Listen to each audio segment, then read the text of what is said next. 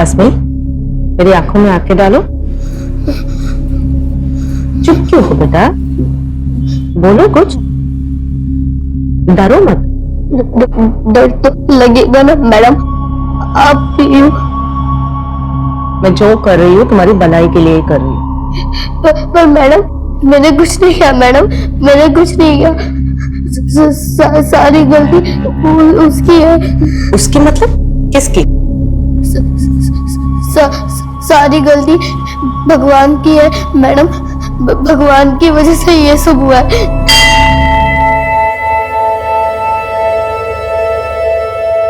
ऐसे क्या देख रहे हो बिना पलक झुककर? आपसे नहीं मांगूंगी तो किससे मांगूंगी? जवाब तो कभी दोगे नहीं, लेकिन जो मांगा है वो तो देना पड़ेगा ना। धमकी नहीं दे दी हूं, प्रार्थना करी हूं, सुननी तो पड़ेगी। 40 आके 25 दिन पूरे हो गए, बस 15 बाकी है। अब आपको मेरी दादी को भी ठीक करना है और हमें अमीर भी बनाना है।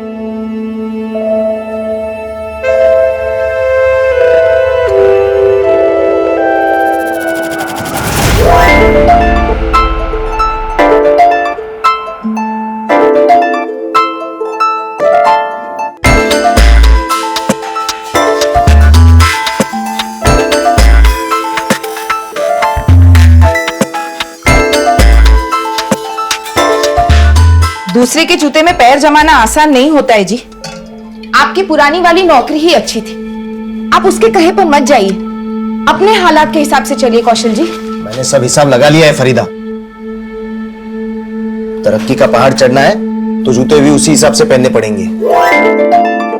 करिए जो करना है, लेकिन देखना एक दिन पछताएंगे आप। अपने पैरों पर खुद कुल्हाड़ी मार रहे हैं। अपने पैरों पर कुल्हाड़ी तो एक ही बार मारी थी मैंने, 12 साल पहले जब तुझसे शादी की थी। अब वो मार झेल की इतनी अकल तो आई है कि कभी किसी से मात नहीं खाऊंगा मैं। तो मैं भी आपको उसी तजुर्बे से समझा रही हूँ। अपना तजुर्बा घर संभालने में इस्तेमाल कर, मेरे काम धंधे में नहीं। देख मैं तुझे ना समझा।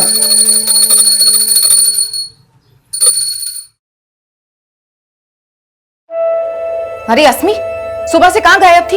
अब शक्ल दिखा रही है।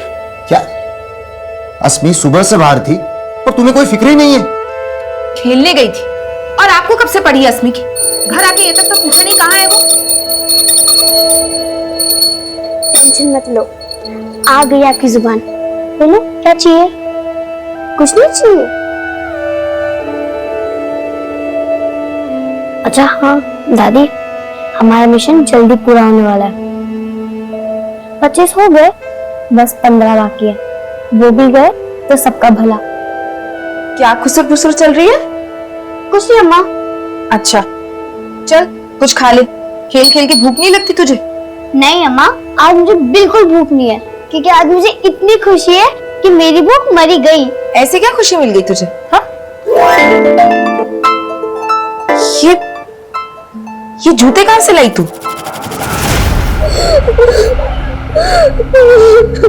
ठीक है, अब मैं कुछ नहीं पूछूंगी तुमसे, पर तुम्हें मेरी एक बात माननी पड़ेगी। तुम ये सारी बातें ना पुलिस नहीं, मैंने कुछ नहीं किया मैडम। डरने की कोई बात नहीं। नहीं मैडम, मैंने कुछ नहीं किया मैडम, मैंने कुछ नहीं किया मैडम। चुप हो जाओ, मैं जो बोलूंगी वही करना पड़ेगा, समझ रहे हो?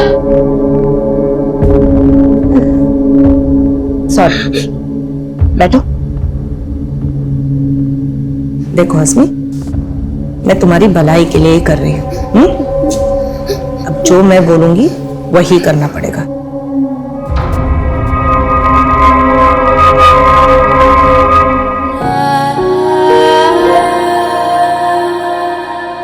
नमस्कार, आदाब। क्राइम पेट्रोल सतर्क के ब्लैक हेडलाइंस अध्याय के आज के एपिसोड में आप सबका स्वागत है। कहते हैं कि बच्चों का मन गीली मिट्टी के समान होता है। अगर अच्छाई के सांचे में ढालो तो वो हमेशा सही रास्ते पर ही चलेंगे, पर बच्चों को बहकाकर उनसे गलत करवा लेना भी एक विपरीत कला है। और जब बच्चे गलत को सही मानना सीख जाते हैं तो उन्हें अच्छाई का रास्ता दिखाना दुनिया का सबसे मुश्किल काम होता है। ये साल 2019 का एक ऐसा केस है जो आज भी इस मुश्किल दहलीज पर है। आप सोच रहे होंगे कि उस कमरे में एक बच्ची और उस महिला के बीच में ऐसा क्या चल रहा होगा जो हमें और हमारे बच्चों को ऐसी परिस्थितियों से बचने के लिए सतर्क कर सकता है। दरअसल वहां 11 वर्षीय अस्मी का काउंसलिंग सेशन चल रहा था और उस काउंसलिंग के बाद जो सामने आया उसने सिर्फ स्कूल अथॉरिटीज को ही नहीं बल्कि पूरे देश को अचंभे में डाल दिया था। देखो, हमारे बीच में जो भी बातें हुई वो अभी किसी से मत डिस्कस करना। मैं अभी आती हूँ।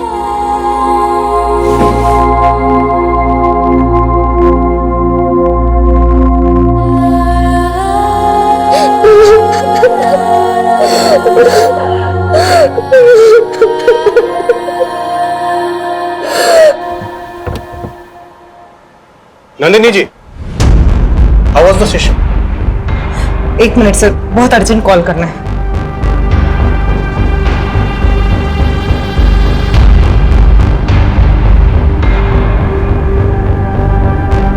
मैं एलएनसी पब्लिक स्कूल में रेगुलर सेशंस करती हूँ। आज एक बच्ची का काउंसलिंग कर रही थी अस्मी। जब काउंसलिंग कर रही थी, जो सच्चाई पता चला उससे मैं दंग रह गई।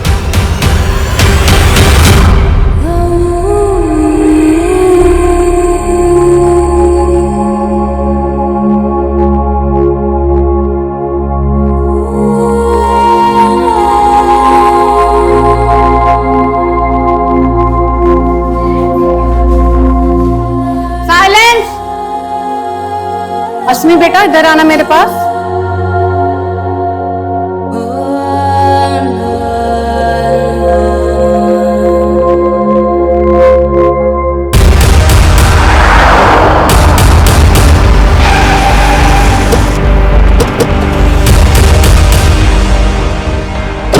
हेलो सर, मैं नंदिनी सुरवाना। मैंने ही आपको फोन किया था।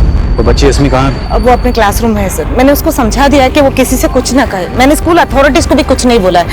एक्चुअली मुझे लगता है अथॉरिटीज में ही कोई कल्प्रिट हो सकता है। पूरे अथॉरिटीज में? जी, कोई एक नहीं है सर। अस्मी बोल रही थी उसके ऊपर 25 से भी ज्यादा लोगों ने शोषण किए। What? छोटी बच्ची पर 25 से ज्यादा लोगों ने शोषण किया? जी। जैसे आपकी चॉइस है, ठीक वैसा ही फ्लैट है हमारे पास, वो भी एकदम प्राइम लोकेशन पे। सॉरी सेठ। आप लोग एक बार जाकर के वो फ्लैट देख लीजिए, है ना? कौशल जी। इनको वो कुतुब नगर वाला फ्लैट दिखा दो। जी सेठ। अगर आप लोगों को पसंद आ जाता है तो आगे की बात। सॉरी सेठ, घर से बार बार फोन आ रहा है।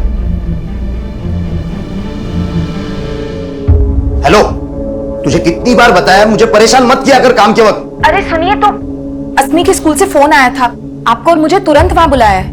तुरंत बुलाया है? कहीं अस्मी ने फिर से कोई शरारत कर दी क्या?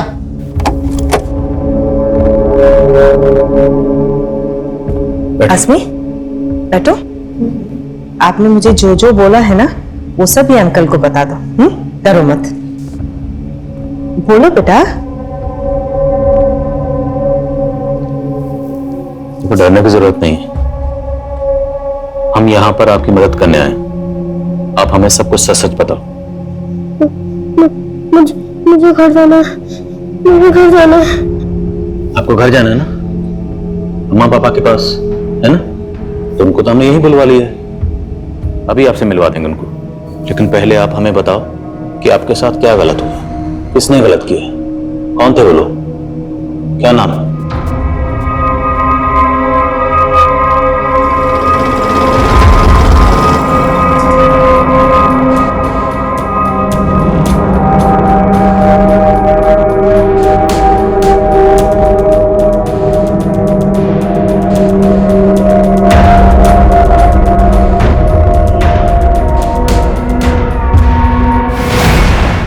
अस्मी अपने बयान से मुकर चुकी थी, लेकिन काउंसलर नंदिनी पूरे यकीन के साथ कह रही थी कि अस्मी का शोषण हुआ था। आखिर क्या वजह थी कि अस्मी अपने बयान से मुकर रही थी? अगर नंदिनी की बातों में सच्चाई थी तो यह केस वाकई में बहुत गंभीर था। ऐसे में पुलिस ने इस मामले में बहुत ही संवेदनशीलता के साथ तहकीकात करने का फैसला किया।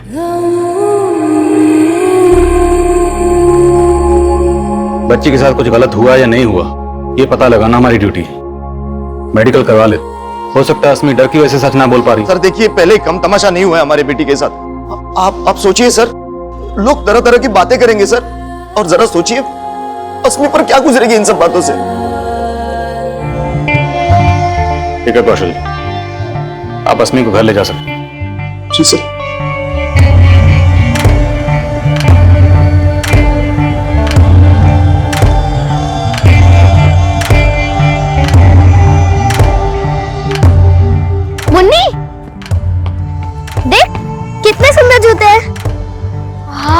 सुंदर है, इसका कलर भी बहुत अच्छा है। तेरे पापा ने दिलवाया?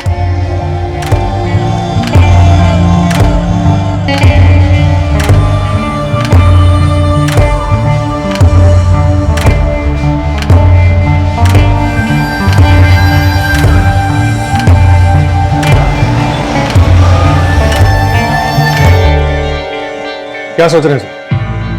क्या इसमें सच बोल रही है? झूठ। और काउंसलर नंदिनी झूठ क्यों बोलेगी?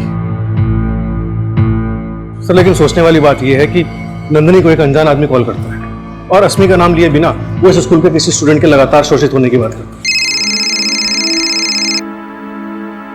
हेलो। आप नंदिनी स्वर्णा मैडम बोल रही है ना? हाँ जी, आप कौन? देखिए, अपना नाम तो मैं आपको नहीं बता सकता, नाम नहीं बता सकता? तो मुझे फोन क्यों किया? क्योंकि आप LNC पब्लिक स्कूल के बच्चों को ग्रुप काउंसलिंग देने जाती है ना। उस ग्रुप में एक बच्ची ऐसी भी है जिसका काफी लंबे टाइम से शोषण हो रहा है।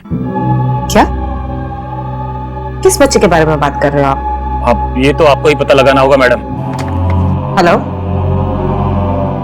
और सर नंदिनी इतने सारे स्टूडेंट्स में सिर्फ अस्मी को फिगर आउट करती। पिछले सेशन में मैंने एक टॉपिक डिस्कस की थी, गुड टच और बैड टच। याद है आप सबको? अच्छा, आज तक उस सेशन के बाद किसी ने बैड टच महसूस किया है?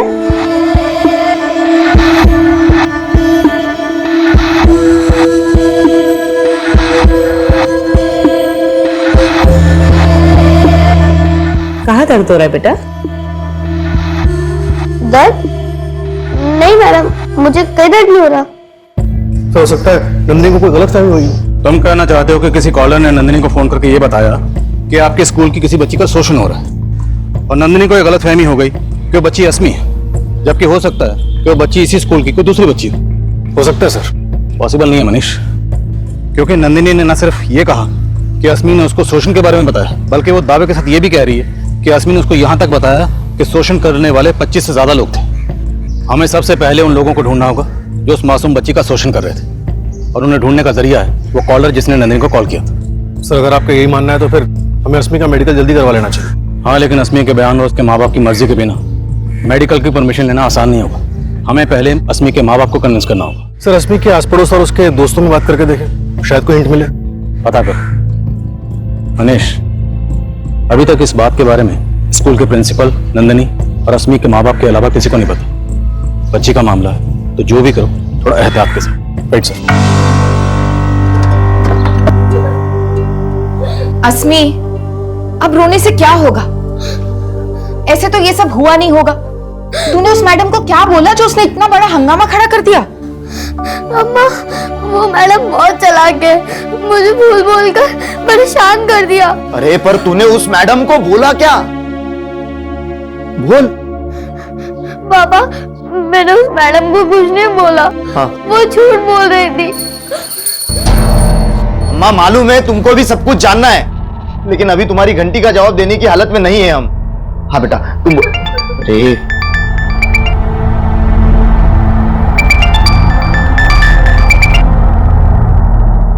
अरे हेलो। कौशल तू 1 घंटे का बोल के गया था ना? तू अभी तक से ऑफिस नहीं आया? हाँ सेठ, मैं वो क्या मिमिया मत। अभी के अभी तो अगर ऑफिस नहीं आया ना तो दोबारा आने की जरूरत भी नहीं है। सर मैंने तब भी बोला था, जिस आदमी ने मुझे फोन किया था उसके बारे में मुझे कुछ नहीं पता है, और उसने जो बोला था वो सही निकला। और नंदिनी जी, अगर आप सही बोल रही हैं, सच बोल रही हैं तो सर मैं 100% सच बोल रही हूँ। अस्मी ने आपको यही बोला था कि उसके साथ 25 लोगों ने? सर 25 से भी ज्यादा लोग सर। एग्जैक्टली यही बोला था कि 25 से ज्यादा लोग? नहीं, वो उसने कुछ ऐसा बोला था कि उसके साथ कई लोगों ने गलत कर चुके हैं। उसने बोला कई लोग गलत चुके? जी। तो आपको ये कैसे लगा कि फिर 25 लोग हो सकते हैं, उससे ज्यादा लोग हो सकते हैं? सर वो बात करते वक्त कुछ 25 करके बोली, फिर चुप हो गई, तो मैंने अंदाजा लगाया। तो आपका कोई और अंदाजा जिससे हमें उन 25 लोगों के बारे में कुछ पता चल सके, उनका नाम, कोई क्लू? नहीं सर, मैं जानने की बहुत कोशिश की थी, पर अस्मी ने। हाँ सर, वो बात करते वक्त उसने किसी का नाम लिया था शायद, किसका नाम? बल्लू, बल्लू या बल्ली, ऐसा कुछ। और ये नाम आपको अभी अचानक कैसे याद आ गया? सर उस टाइम पे इतना सब कुछ हो गया था और ये नाम को लेके मैं उतना श्योर भी नहीं थी, पर वो कुछ बल्लू या बल्ली ही था। अभी आप श्योर? यस सर, पर उसने एक ही बार बोला था, फिर उसके बाद उसने किसी के बारे में कुछ नहीं बताया।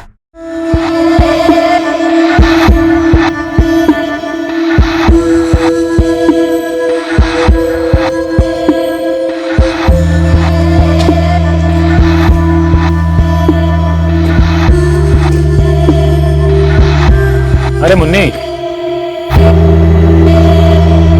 बल्लू या बल्ली? जी, इस नाम के किसी शख्स को जानते हैं? शायद आपकी कोई जान पहचान का हो। नहीं साहब, ऐसे किसी आदमी को मैं नहीं जानता। देखिए, आप भले ना जानते हो, लेकिन काउंसलर नंदिनी ये दावे के साथ कह रही है कि अस्मी ने उसे बताया कि उसके साथ दुष्कर्म करने वालों में से किसी एक का नाम बल्ली या बल्लू था। हाँ, पर अस्मी के साथ ऐसा कुछ। अगर अस्मी के साथ ऐसा कुछ नहीं हुआ तो वो कौन था जिसने काउंसलर नंदिनी को फोन किया? साहब मुझे ना कुछ समझ नहीं आ रहा है। देखिए, आप ठंडे दिमाग से सोचिए, याद करिए, शायद किसी से आपका कोई झगड़ा हुआ हो, कोई ऐसा शख्स जो आपको और आपके परिवार की बदनामी करवाना चाहता हो। बदनामी करने की सोची होगी उसने, पता नहीं उसे ऐसा क्या मिला है जो हमें इतनी सफाई देनी पड़ रही है। आपको किसी को सफाई देने की जरूरत नहीं पड़ी। देखिए, हम आपको या आपकी बच्ची को परेशान नहीं करना चाहते, हम सिर्फ ये जानना चाहते हैं कि अस्मी के साथ कुछ गलत हुआ है या नहीं हुआ, और अगर गलत हुआ है तो उसे जानने का जरिया है मेडिकल। एक बार साहब परेशान मत होइए, हम समझते हैं मामला सेंसिटिव है, बात लीक नहीं होगी। Excuse me.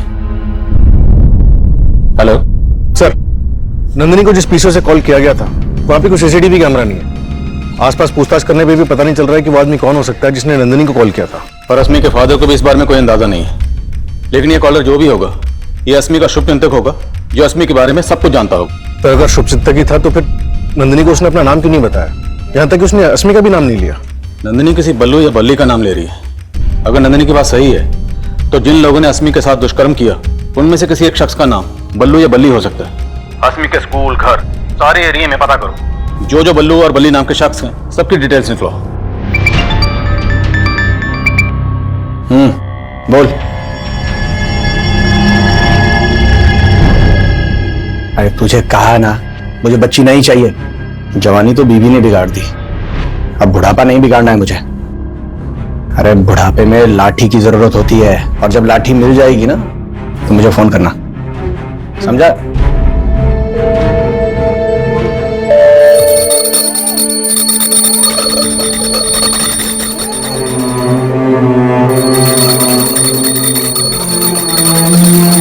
अम्मा, सिर्फ आप ही नहीं है अस्मी की फिक्र करने को, मैं भी उसकी अम्मा हूं।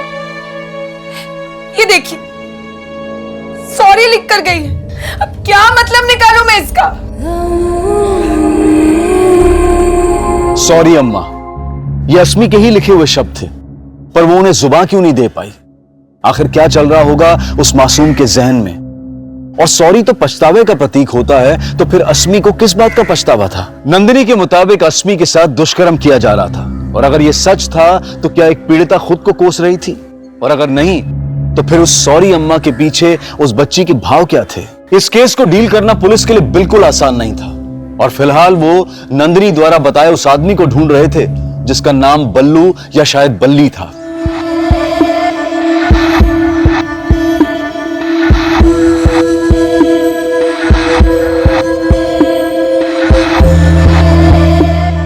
जी नहीं, फिलहाल अस्मी ने कुछ एक्सेप्ट नहीं किया है, लेकिन नंदिनी ने जो किया है वो। एक मिनट, चाय।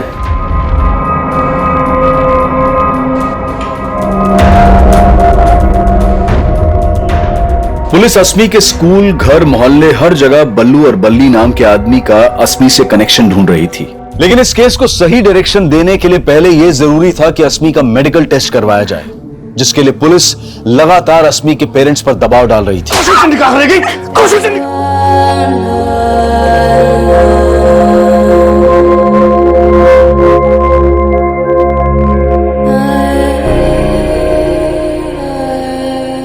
अभी हम कभी पीछे मुड़ के नहीं देखेंगे फरीदा।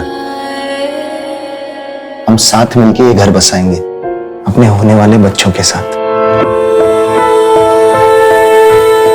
क्या सोच रही हो? वही सोच रही हूँ जो पिछले 12 सालों से मेरा कलेजा काट रहा है। क्यों देखे थे हमने वो सपने? वो सपने नहीं होते तो हस्बी। देखो, जो बीत गया उसे याद करके हम आज नहीं बदल सकते। हर अंजाम के बाद एक नई शुरुआत करनी पड़ती है। हिम्मत से काम लो। पुलिस हमारे और अस्मी के साथ है। अस्मी का मेडिकल करवा लेते हैं। कहते हैं कि पुराने जख्म भले ही भर जाएं, लेकिन उसके निशान नहीं मिटते। और अस्मी के केस में भी उसके माता पिता फरीदा और कौशल के पुराने जख्मों के निशान पुलिस के सामने आने वाले थे। सर, फिलहाल ऐसा कोई बल्लू या बल्ली नहीं मिला है जिसका अस्मी के साथ कोई कनेक्शन हो। लेकिन कौशल के पड़ोसियों से खबरी ने एक इन्फॉर्मेशन निकाली है। फिर उसी स्त्री वाले ने बताया कि एक आदमी अस्मी, फरीदा और कौशल के बारे में पूछ रहा था। भाई साहब, ये लड़की वही है ना जिसके माँ बाप अलग अलग धर्म से हैं? वो आदमी कौन हो सकता है, फिलहाल इसका कोई लीड नहीं मिला। हो सकता है कि वो नंदिनी को कॉल करने वाला कॉलर हो या फिर अस्मी के साथ दुष्कर्म करने वाला। पर ये जो भी था, वो फरीदा और कौशल के अलग अलग मजहब होने के बारे में क्यों पूछ रहा था? इस बारे में फरीदा और कौशल से बात की? नहीं सर, फिलहाल उनसे कोई बात नहीं की है। लेकिन सर, उस स्त्री वाले ने एक और बात बताई। ये फरीदा कौशल की दूसरी बीवी है। दूसरी बीवी? हाँ सर, 12 साल पहले अपनी पहली बीवी से अलग होने के बाद कौशल ने फरीदा से दूसरी शादी की थी। हम उसकी पहली बीवी का पता लगा रहे हैं सर। और मनीष, इन सब बातों का अस्मी के साथ हुए दुष्कर्म से क्या ताल्लुक हो सकता है? सर, हो सकता सर, अस्मी के फादर का फोन आया था। वो अस्मी का मेडिकल करवाने के लिए तैयार है। सर, अस्मी सेक्सुअली एक्टिव है, वो भी काफी लंबे टाइम से। बच्ची का इतने अरसे से शोषण हो रहा है और वो लगातार झूठ बोल रही है।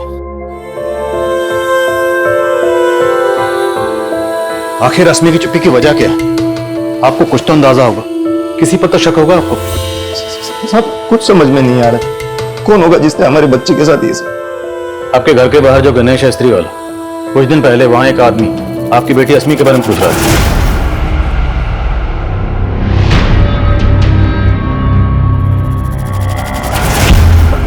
कौन आदमी?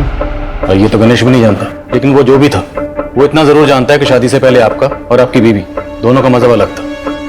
हो सकता है वो आपका या आपकी बीवी का कोई ऐसा रिश्तेदार हो जो नहीं चाहता था कि आप दोनों की शादी हो। साहब, ऐसे तो फरीदा के भाई को एतराज था हमारी शादी से, लेकिन उनकी तो डेथ हो गई है। और आपकी पहली बीवी, उसे कोई एतराज नहीं था, आप उसे छोड़कर फरीदा से शादी कर रहे थे। साहब, सरिता से मैं डिवोर्स ले चुका हूँ। डिवोर्स की वजह जान सकता हूँ? साहब, हमारे बीच बनती नहीं थी।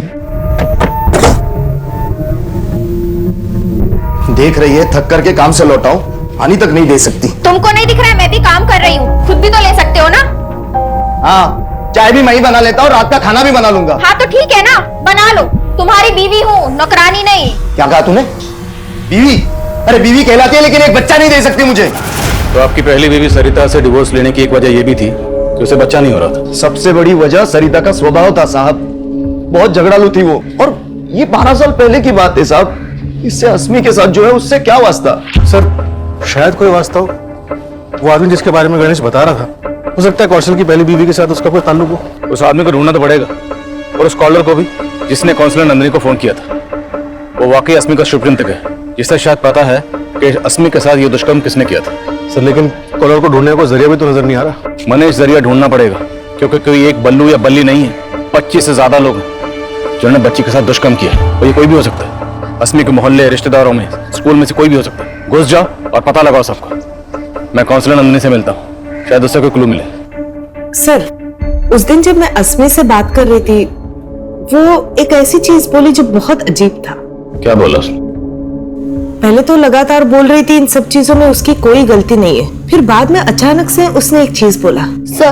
सारी गलती भगवान की है। भगवान की गलती? हाँ सर, मैंने कोशिश की ये जानने के लिए उसने ऐसा क्यों बोला, पर उसने कुछ नहीं बताया। एक मासूम बच्ची जिसके साथ 25 से ज्यादा लोग दुष्कर्म कर रहे थे, उस गलती को भगवान की गलती क्यों बोलेगी? सर, पूछताछ में ये भी सामने आया कि अस्मी अक्सर एक मंदिर जाया करती थी। मंदिर? सर, सर अस्मी के स्कूल में एक पियोन है जिसका नाम बल्लेश्वर है और पता चला कि उसके घर वाले उसे बल्ली भी कहते हैं।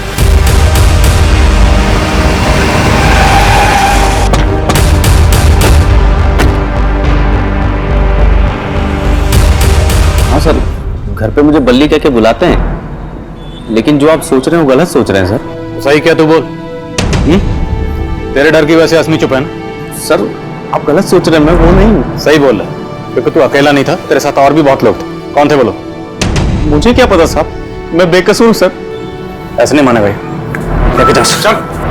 What? आपके स्कूल की एक बच्ची का शोषण हो रहा है और लंबे अरसे से हो रहा है, लेकिन आपको कोई आइडिया नहीं कौन रिस्पॉन्सिबल है। देखिए सर, हम अपने स्टूडेंट के सिक्योरिटी का पूरा ख्याल रखते हैं, हमें उनकी प्रॉब्लम पता है, इसलिए तो हम उनको रेगुलर काउंसलिंग करवाते हैं। लेकिन सर आप जो कह रहे हैं वो सुन के तो मैं खुद हैरान हूँ। हाँ सर जी, अस्मी आया करती थी पहले यहाँ, और तो और वो यहाँ आने के लिए 40 भी रखती थी। 40 आके 25 दिन पूरे हो गए, बस 15 बाकी है। अब आपको मेरी दादी को भी ठीक करना है और हमें अमीर भी बनाना है। फिर अचानक से उसने यहाँ आना छोड़ दिया। यहाँ आना छोड़ने की कोई और वजह तो नहीं है पुजारी जी? कोई और वजह? मैं कुछ समझा नहीं साहब। उस बच्ची का एक लंबे समय से शोषण हो रहा था, जिसका दोषी वो भगवान को मानती है। कहीं उसके दोषी का आपसे या फिर यहाँ पे रहने वाले किसी और से कोई लेना देना तो नहीं है? ये कैसी बात आप कर रहे हैं? यहाँ पर ऐसा कोई नहीं है, और ये भगवान का घर है। भगवान का घर है तो कौन है जिसको वो दोषी बता रही है? सर अस्मी को देख के मुझे कभी ऐसा नहीं लगा कि उसके साथ कुछ ऐसा हुआ होगा। आपको नहीं लगा होगा, लेकिन कोई तो होगा जिसको इस बारे में पता होगा। सर अब ये मैं कैसे बता सकती हूँ? आप अस्मी की क्लास टीचर हैं, तो आप इतना तो जानती ही होंगी कि ऐसी कौन सी फ्रेंड है जिसके अस्मी काफी क्लोज है। अस्मी आपकी बेस्ट फ्रेंड है। बेस्ट फ्रेंड तो एक दूसरे सब कुछ शेयर करते हैं ना। अस्मी ने कभी आपको बताया कि उसके साथ कुछ गलत हो रहा है?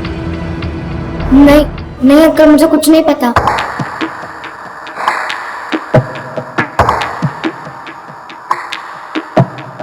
मुझे शक है मुन्नी जरूर कुछ छुपा रही है। पता करो मेरा शक कितना सही है। Okay sir. देखते ही देखते खबर चारों तरफ फैल गई।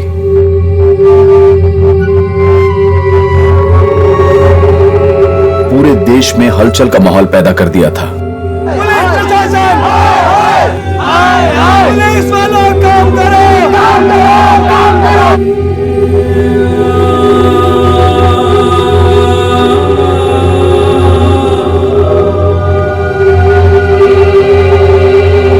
लेकिन सवाल यह था कि इतना सब सहने के बावजूद अस्मी चुप क्यों थी? और वो कॉलर कौन था जिसको पुलिस अस्मी का शुभचिंतक मान रही थी?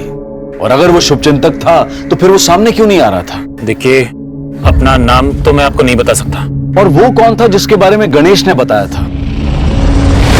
इन सभी कड़ियों को जोड़ने के लिए पुलिस अब कौशल की पहली बीवी सरिता से भी मिलना चाहती थी।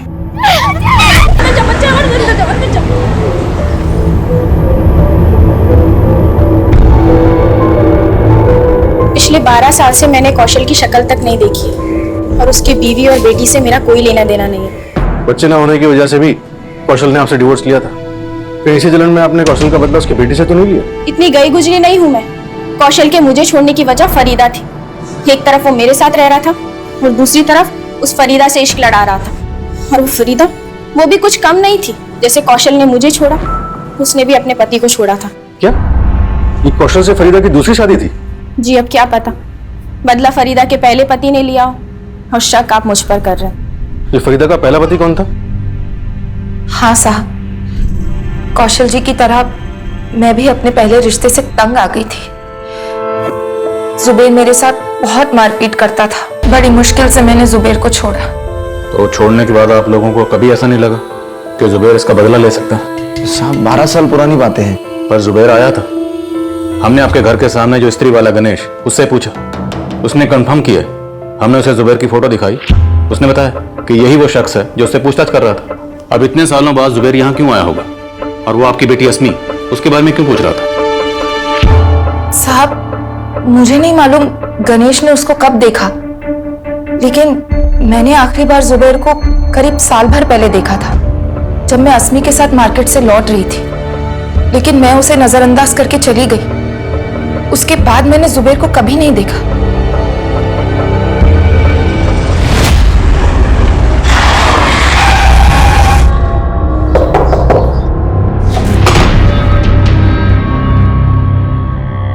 जी सर, वहां तो मैं अपने काम से गया था, मुझे तो पता भी नहीं था फरीदा वहां रहती है। अचानक मेरी नजर उस पर पड़ी, लेकिन तू फिर भी वहां गया? सर मैंने कहा ना, मैं काम के सिलसिले में वहां बार बार जाता रहता हूँ। अगली बार जब गया तो मैंने उस लड़की को देखा, तो मैंने उसके बारे में पूछ लिया। सिर्फ पूछा ही नहीं, तूने कौशल और फरीदा से बदला लेने के लिए उनकी बेटी अस्मी के साथ दुष्कर्म करने का प्लान भी बनाया। कैसी बात कर रहे हैं सर? जिस दुष्कर्म का इल्जाम आप मुझ पर लगा रहे हैं, कौशल तो उसे मेरी बेटी समझता है। तेरी बेटी? हाँ सर, अगर उसमें बच्चा पैदा करने की हिम्मत होती ना तो पहली बीवी से कर लेता। सर आप बेकार का इल्जाम मुझ पर लगा रहे हैं सर। मैं तो आज भी अनाथ का बाप बनके बच्चा गोद लेने की कोशिश कर रहा हूँ। साहब, कौशल जी ने कभी ऐसा शक नहीं किया मुझ पर। अब तो मुझे भी पक्का लग रहा है कि जुबैर हमसे बदला लेने के लिए ऐसी बातें कर रहा है। कहीं ये जुबैर हमको घुमा तो नहीं रहा? उठा के तोड़े सर उसे, हो सकता है। सर अस्मी की फ्रेंड मुन्नी के बारे में हमने पता किया। मुन्नी का उसके फादर के अलावा कोई नहीं है। और सर कुछ दिन पहले तक अस्मी मुन्नी के घर में आया जाया करती थी, लेकिन अभी नहीं आती। तुम कहना चाहते हो कि मुन्नी अगर कुछ छुपा रही है तो अपने फादर की वजह से छुपा रही है? मैं स्कूल जाऊंगी तो पुलिस अंकल फिर से वही सवाल पूछेंगे, इसलिए अब मैं स्कूल ही नहीं जाऊंगी पापा। नहीं मुन्नी, तुम स्कूल जाना नहीं छोड़ सकती। तुम्हें डरना नहीं है, हिम्मत से काम लेना है, समझी?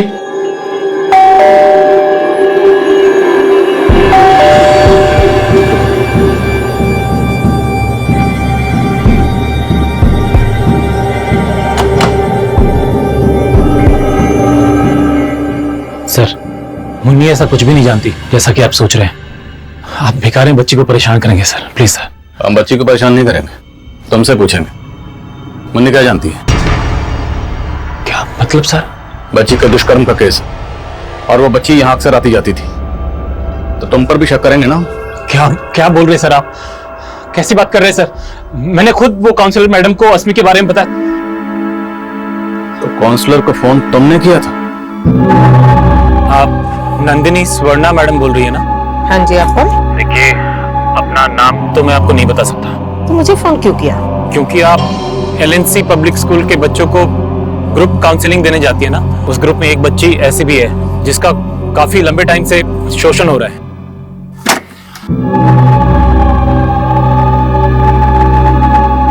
मैंने जानबूझ के अपना नाम नहीं बताया था क्योंकि मुझे लगा वो सब बातें उठेंगी तो फिर मुन्नी को भी आपके सवालों के जवाब देने होंगे सर। इसका बुरा असर पड़ता उस पर। मैं नहीं चाहता था सर। तो तुम्हें ये सब बातें किसने बताई? मुन्नी ने? हाँ सर, अस्मी ने सिर्फ मुन्नी को ही वो सारी बातें बताई थी। अंकल अस्मी मेरी बेस्ट फ्रेंड है, लेकिन एक बार मेरी उससे खट्टी हो गई थी। मुन्नी, देख कितने सुंदर जूते हैं। वाह कितने सुंदर हैं। इसका कलर भी बहुत अच्छा है। तेरे पापा ने दिलवाए? तो फिर सीक्रेट है, मत बता। अब मैं तुझसे तभी बात करूंगी जब मेरे भी पैरों में ऐसे जूते होंगे। मेरे पापा दिलवाएंगे मुझे। मुन्नी, तेरे पापा तुझे इतने महंगे जूते दिलवा सकते हैं, लेकिन मेरे नहीं। मंदिर के बाहर मिले थे, मन किया कि एक बार पहन लूं, तो पहन के आ गई। तूने चोरी की? मेरे पापा कहते हैं जो बच्चे चोरी करे उनसे दोस्ती मत करना। मुन्नी, मुन्नी! मैंने जब उससे बात करना बंद किया तो उसको बहुत दुख हुआ। तेरी बारी। मुन्नी, मुन्नी, मुन्नी, प्लीज मुझे माफ कर दे। मुझसे कट्टी मत हो। तेरे अलावा मेरा और कोई दोस्त नहीं है। अगर तू मुझे अपना दोस्त मानती है तो प्रॉमिस कर, आज के बाद ना तो चोरी करेगी और ना ही झूठ बोलेगी। प्रॉमिस। अस्मी मेरे साथ बहुत खुश थी, पर अचानक से वो अपसेट रहने लगी। फिर अस्मी ने अपनी तकलीफ के बारे में मुन्नी को बताया और मुन्नी ने मुझे बताया। सर पहले तो समझ में नहीं आया मैं अस्मी की मदद कैसे करूं। फिर मुझे ध्यान आया कि नंदिनी जी तो उसी स्कूल में काउंसलिंग के लिए रेगुलरली जाती है, इसलिए सर मैंने उनको फोन करना ठीक समझा। मुन्नी, आप और अस्मी बेस्ट फ्रेंड है ना? तो बेस्ट फ्रेंड तो एक दूसरे से झूठ नहीं बोलते। तो आप हमारे लिए अस्मी से एक बार फिर से पूछोगे कि उसे तकलीफ किसने दी, कौन थे वो लोग?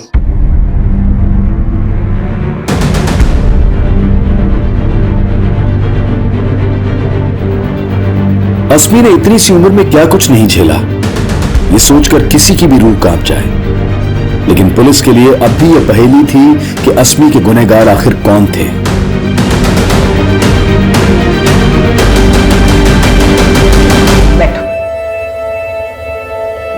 मैडम, आप मुझे यहाँ पर क्यों लेकर आई हैं? आप मुझे पनिश करने वाली हैं?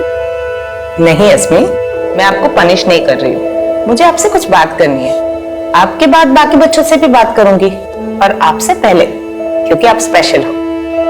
मैं स्पेशल हूँ? इसीलिए तो बुलाया है। अच्छा, अभी एक गेम खेलेंगे। रेडी? ठीक है, मैं जो भी क्वेश्चन पूछती हूँ उसका फटाफट जवाब देना है। दोगे? आपका फेवरेट क्या है, चॉकलेट या आइसक्रीम? चॉकलेट। डैडी या मम्मी? अम्मा। Favourite person? दादी। वेरी गुड, ये गेम में तो आप जीत गए। अभी हम दूसरा गेम खेलते हैं। मैं जो बोलती हूँ वो करना पड़ेगा, करोगे? अच्छा, अभी आप हाथ लेके जाके कान खींचो। हाँ। कान खींचते हो तो अस्मी को कहाँ दर्द होता है? कान में। नाक खींचते हो तो कहाँ दर्द होता है? नाक में। और खांसते हो तो कहाँ दर्द होता है? तो ये दर्द कहीं उस बैड टच की वजह से तो नहीं है जिसके बारे में मैंने पिछले क्लास में सारे बच्चों को बताया था? नहीं मैडम। यस भी और नो भी। मतलब ये दर्द उस बैड टच की वजह से है, पर आप मुझे बताने से डर रहे हो, है ना?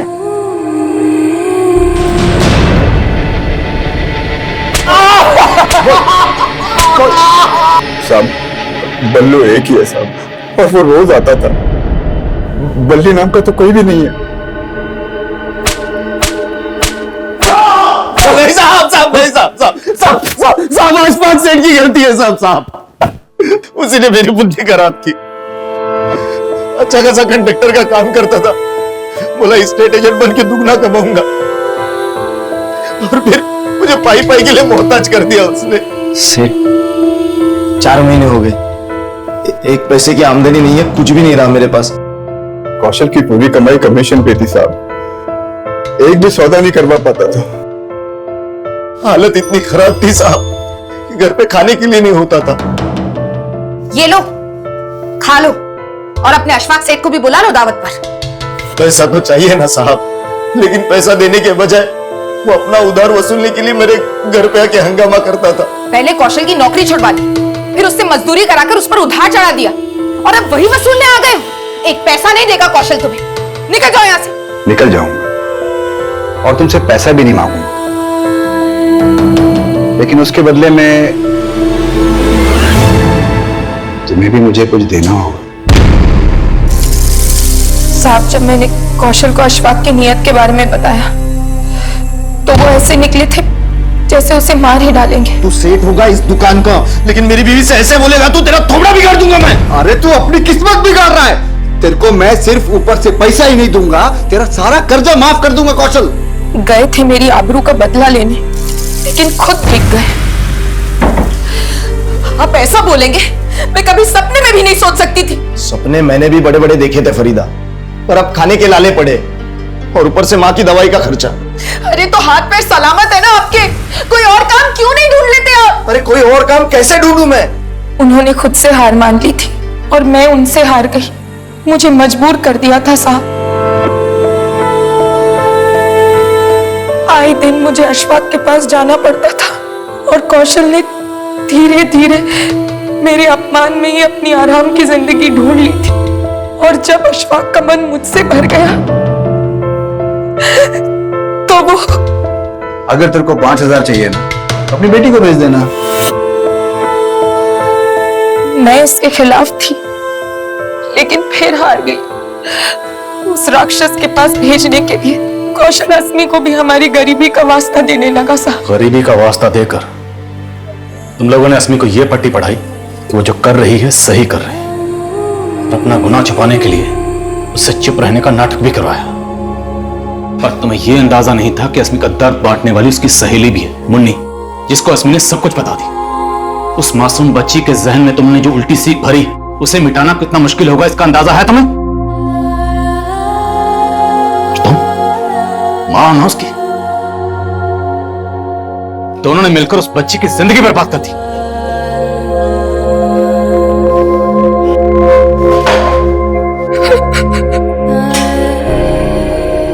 ऐसे दुष्कर्मों से जुड़े केसेस को लेकर हम सालों से अफसोस जता रहे हैं, कभी कैंडल मार्च निकालकर तो कभी धरना देकर।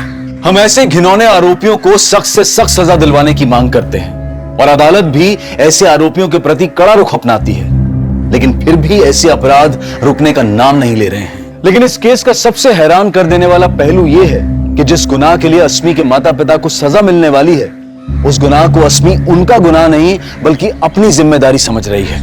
उसका सॉरी अम्मा लिखने का भाव भी यह था कि वो मासूम समझ रही थी कि वो सारी बातें सबके सामने लाकर उसने अपने पेरेंट्स का भरोसा तोड़ा है, इसलिए वो सॉरी फील करती है। अब सोचें कि उस बच्ची को समझाना क्या आसान होगा कि उसके माता पिता उससे कुछ भी सही नहीं करवा रहे थे। और मान लीजिए कि अगर एक उम्र के बाद उसको एहसास होता भी है कि उसके माँ बाप उसका शोषण कर रहे थे, तो उसके दिल पर क्या गुजरेगी। बचपन में जब कुछ एक गलत शुरुआत से शुरू होता है तो उसे फिर से सही और नई शुरुआत दे पाना हमेशा मुश्किल होता है। जिंदगी और मौत के बीच बस एक सांस की दूरी होती है, या ये कहें कि एक गोली की दूरी। अभी सांस है, अभी नहीं। यही हुआ था दिल्ली से सटे नोएडा में इसी साल कुछ ही महीनों पहले। दिन दहाड़े खुली सड़क पर कुछ लोगों की निर्ममता से हत्या की गई। पूरा शहर सन रह गया, मानो उस खून से सने चिथड़े हर गली हर मोहल्ले में जा गिरे हों। नमस्कार, आदाब। क्राइम पेट्रोल सतर्क के ब्लैक हेडलाइंस के अध्याय के आज के एपिसोड में आप सबका स्वागत है। आज के एपिसोड में हम इंसानी रिश्ते, उनके सपने और लालच के चक्रव्यूह में फंसे उन लोगों की जिंदगी को देखेंगे जो एक खतरनाक अंजाम पर जा पहुंची थी।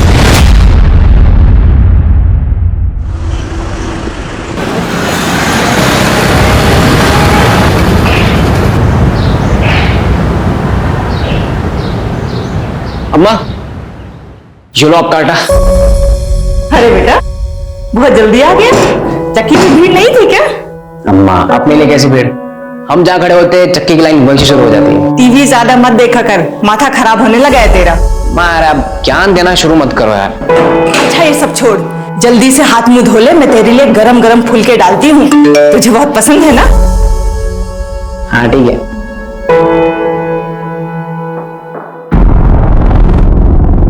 अम्मा, मैं आता हूँ। अरे कहाँ जा रहा है?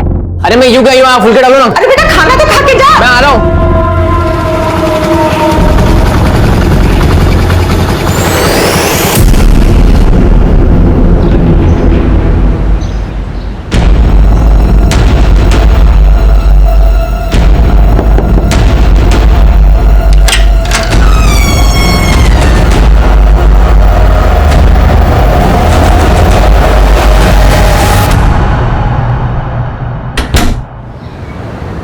एक्शन।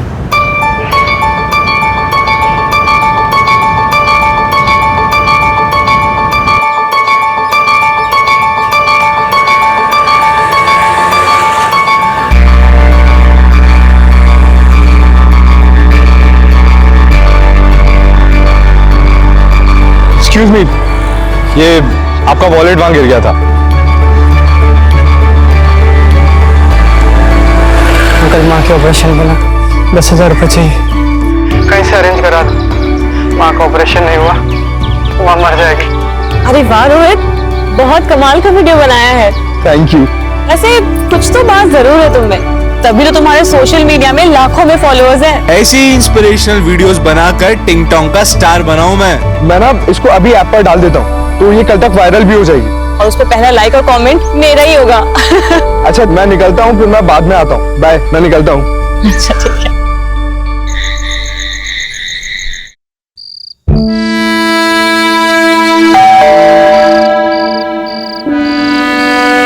इस वक्त कौन हो सकता है?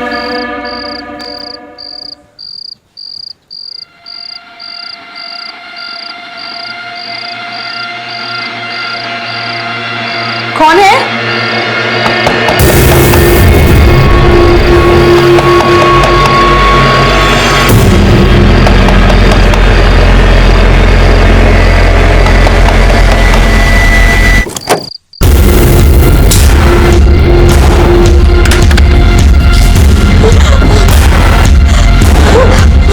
देखो मेरे पास बता दो, कौन हो तुम?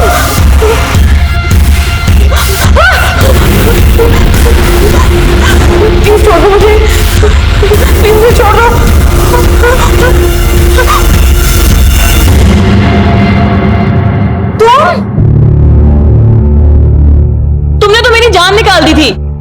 जान तो मैं तुम्हारी अब निकालूंगा, पूरे 3 महीने की कसर जो पूरी करनी है। बेटा अच्छा सुनो, गर्लफ्रेंड है मेरी, इस टेबल पे अच्छा सर्विस करना, ठीक है? धीरज, इतने पैसे कहाँ से है तेरे पास? छोड़ना यार, वैसे तू आज बड़ी हॉट लग रही है। एक किस तो बनता है। अब इतनी महंगी जगह पे लाए हो तो ना कैसे बोलूं?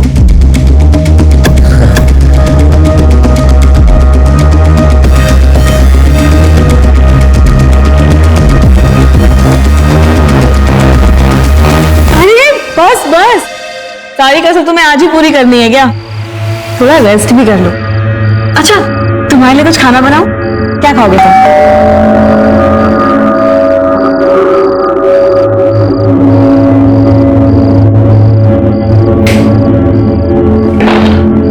अरे भगत, तू आपका फोन लग क्यों नहीं रहा है? मैडम आपसे बात करना चाहती है। अरे यार बैटरी खत्म हो गई, ला दे। हेलो, क्या बात है, जब से बीवी के पास गए हैं हमें भूलने लगे हैं। अरे तुम्हें भूल सकता हूँ क्या? तुम तो मेरी जान हो। अच्छा विवेक, अब जब नोएडा पहुंच ही गए हो तो अपने यूपी, दिल्ली, हरियाणा के सारे काम निपटा लो और फिर आ जाओ यहाँ अपनी जन्नत गोवा में पूरे 2 महीने के लिए। क्या कहते हो? तुम्हारा आदेश सर आंखों पे। Bye, good night, love you.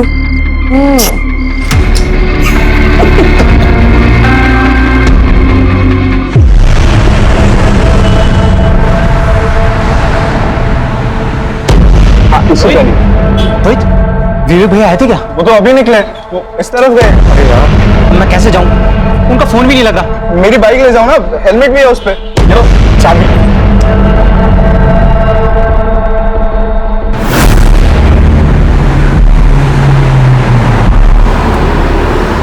भैया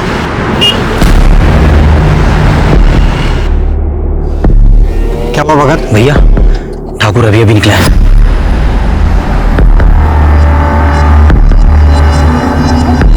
जैसा बोला था वैसा सब कुछ प्लान के मुताबिक होना चाहिए, समझ गए?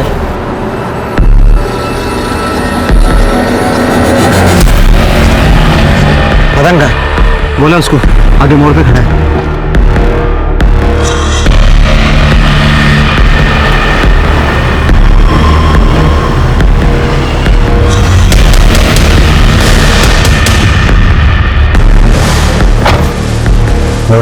पूरी भरी है भाई।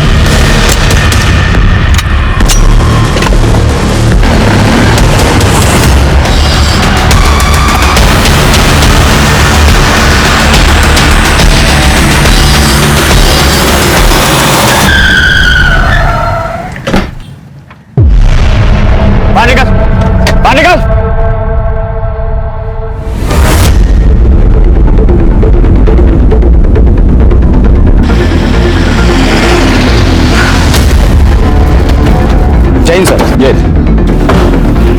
हटो हटो हटो, हटिए हटिए आप लोग। जैन सर, ये सर सामने कुछ लोग एक दूसरे पर गोलियां चला रहे थे। मैं यहाँ ड्यूटी पर था, उनको रोकने के लिए मुझे भी फायर करना पड़ा। ये चंदन ठाकुर है ना? वो तो पिछले हफ्ते इस जेल से रिहा हुआ है। सर ये तो विवेक जायसवाल है। विवेक जायसवाल यहाँ क्या कर रहा है वो नोएडा में? सिर्फ 5 साल से हम ढूंढ रहे हैं। खबरियों के हिसाब से तो ये बॉम्बे गोवा में छुपा हुआ था। सर इस आदमी ने इस पूरे शूटआउट का वीडियो रिकॉर्ड किया सर। अच्छा, विवेक और उसके आदमी अपनी शक्ल हेलमेट और गमछे में छुपा रखी, लेकिन गाड़ी का नंबर नहीं छुपा पाया। काम करो, सारे पुलिस स्टेशन को अलर्ट करो और खबरियों को एक्टिवेट करो। विवेक को देखकर तो ऐसा कभी नहीं लगा कि वो एक शातिर अपराधी है, तो फिर क्यों उसने दिन दहाड़े भरी सड़क पर ठाकुर की जान लेने की कोशिश की और खुद मारा गया? दिन दहाड़े खुली सड़क पर जो भयंकर हत्याकांड हुआ था, वो क्या बस यही थम जाने वाला था, या फिर ये आने वाले तूफान का आगाज था? और कितनों का खून बहने वाला था, और कितनों के परिवार उजड़ने वाले थे?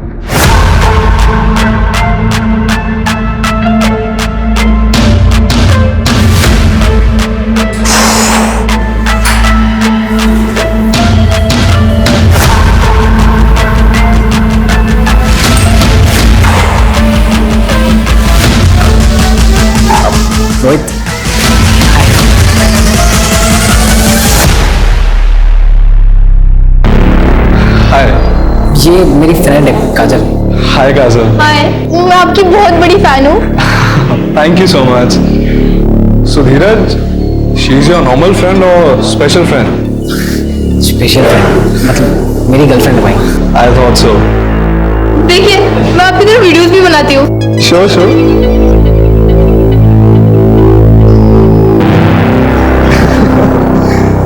Good, good. The videos are really nice. You like them? Why don't we do one thing? हम एक वीडियो साथ में बनाएंगे। Really? Yeah, I mean, you got real talent and we'll put net on fire. Yes, yes. Just a second. Hey, hi.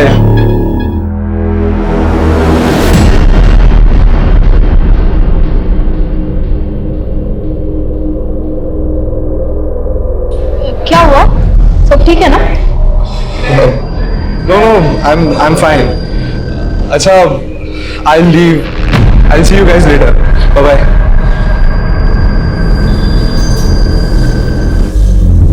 Sir लगता है फिर से gang war शुरू हो गया। बात कुछ समझ में नहीं आई। विवेक लो प्रोफाइल रहकर वारदात करने में माहिर था। अगर उसे चंदन को मारना ही होता तो इस तरह से खुलेआम पब्लिकली सबके सामने क्यों? मतलब वो किसी सुनसान जगह में चुपचाप करता, ऐसे तो कुछ तो गड़बड़ है। हाँ, एक काम करो, विवेक का फोन चेक करो। हाँ, पता करो कि उसकी किससे बातचीत हो रही थी, किसके साथ उठना बैठना था, आजकल रह कहाँ रहा था वो। 5 साल से गायब था वो, अभी कहाँ रह रहा था वो? शायद वहां पे कुछ सुराग मिल जाए। तब तक मैं उनके बाप से मिलके आता हूँ। इन लोगों का बाप कौन है? सरताज।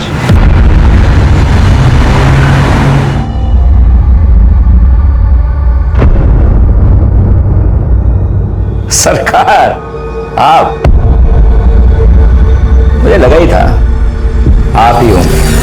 अच्छा, भविष्यवाणी करने की दुकान खोल रखी है क्या? नोएडा में इतना बड़ा कांड हो गया, मुझसे मिलने तो आना ही पड़ेगा ना। अल्लाह खबर थी, यानी कि कांड तुमने करवाया? देखो सर, इस कांड में मेरा कोई हाथ नहीं है ये, लेकिन 2 साल पहले ठाकुर ने अपना खुद का काम शुरू कर दिया और जो काम मैंने विवेक को सौंप रखा था उसके धंधे में भी हाथ डाला, फिर दोनों दुश्मन हो गए। बस इससे ज्यादा मुझे कुछ नहीं पता। 24 घंटे की मदद देता हूं, तफसील से सारी जानकारी चाहिए मुझे। 24 घंटे।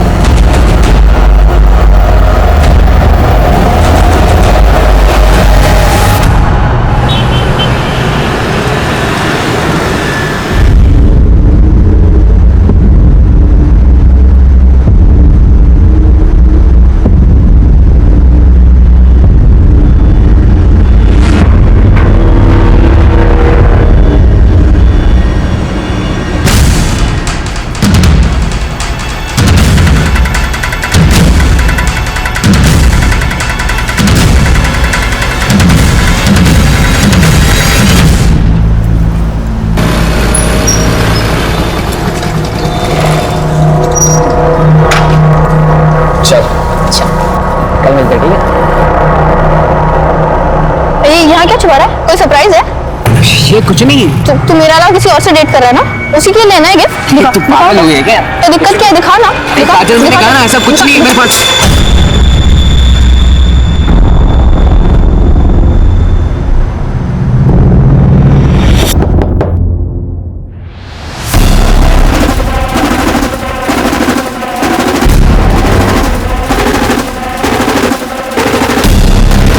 अब तेरा मर्द बनने का टाइम आ गया है।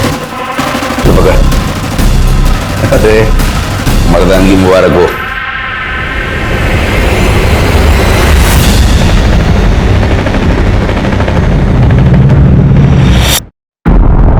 क्या है? हाँ? अरे तू भी यार कुछ भी। अगले महीने क्या है? दिवाली है ना, तो दीदी अपने बच्चों के साथ घर आई हुई है और अम्मा ने अपने भांजों के लिए कुछ खिलौना खरीदने के लिए गया है, तो बस वही हमने यही खरीदा है। मैं तो डरा ही दिया था। एक सेकंड, तुझे क्या लगा ये असली है? हाँ। हम कोई गैंगस्टर बनने वाले हैं क्या? वो धीरे बोल, कोई सुन लेगा। हाँ, तो हम किसी से डरते हैं क्या? नोएडा के होने वाले बादशाह हम क्या? बादशाह। हाँ। जवानी की दहलीज पर कदम रख रहे धीरज के हाथों में जानलेवा हथियार देकर क्या उसे भी गुमराह किया जा रहा था, या फिर धीरज खुद जानबूझकर गुनाह के दलदल में अपने पांव रखने जा रहा था? उसके मन में पिस्तौल की मदद से अपनी मर्दानगी साबित करने की ख्वाहिश क्यों और कहां से आई? और अभी अभी घटी घटना का 17 साल के धीरज से क्या वास्ता था?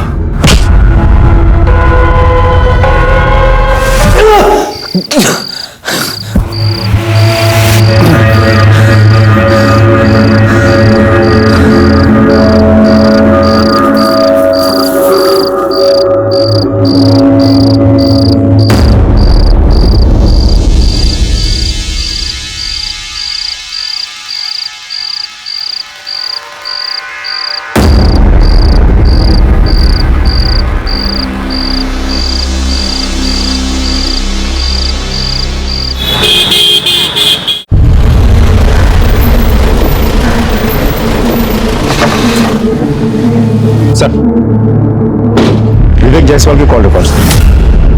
नोएडा सेक्टर 37 में रहता था विवेक जायसवाल? जी सर, कॉल रिकॉर्ड्स के मुताबिक पिछले 4-5 दिनों से रात भर उसके मोबाइल का लोकेशन वहीं का दिखा रहा है। पता करो वो किसके साथ रहता था, क्या क्या करता था? हाँ,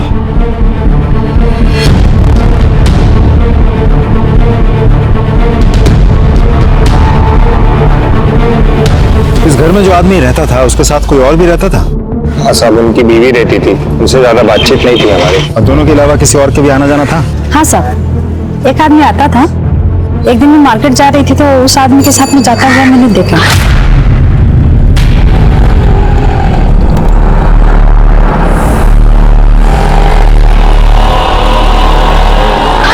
आप उस आदमी का स्केच बनवा सकती हैं? हाँ जी साहब। ठीक, हम एक स्केच आर्टिस्ट को बुलाते हैं, आप उस आदमी का हुलिया उसे बता देना। हाँ जी सर, आपसे एक इंटरेस्टिंग इंफॉर्मेशन शेयर करनी है। बोलो। जो आदमी विवेक की गैर मौजूदगी में भी उसके घर जाता था और जिसका आना जाना विवेक की बात भी कुछ ज्यादा ही बढ़ गया था, पहचाना? भगत? ये तो विवेक का राइट हैंड मैन है। सर, उसे पैरोल मिली थी और ये भाग गया था। इंटरेस्टिंग। भगत? हाँ। एक मिनट। अभी बोलो। सर, सेक्टर 2 हत्याकांड में जिस कार का इस्तेमाल हुआ था उसकी डिटेल्स हमें आरटीओ ऑफिस से मिल गई है। वो कार किसी भगत के नाम पर रजिस्टर्ड है। भगत को ढूंढना जरूरी है। अच्छा, उसका मोबाइल नंबर रजिस्टर्ड है क्या? नहीं सर। बाइक के बारे में कुछ पता चला? सर, बाइक के बारे में अभी भी जानकारी हम निकाल रहे हैं सर, अभी आरटीओ ऑफिस में ही है। ठीक है, ठीक है, ओके, कैरी ऑन। भगत को ढूंढना बहुत जरूरी है।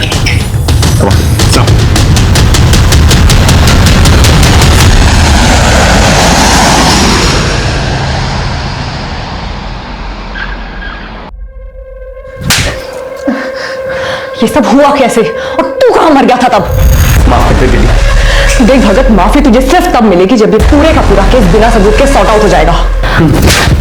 और ये दूसरा थप्पड़ इसलिए ताकि तुझे याद रहे कि ये पूरा मैटर फटाफट रफा दफा करना है, वरना तेरी खैर नहीं, समझा तू?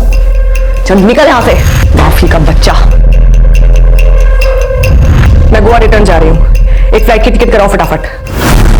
सर, सेक्टर 2 हत्याकांड में जिस बाइक का इस्तेमाल हुआ था उसकी डिटेल्स मिल गई है। एक मुकेश नाम का बंदा है सर, बाइक उसी के नाम रजिस्टर्ड है। मुकेश को बाहर बिठा कर रखा है। भेजो उनको। सर।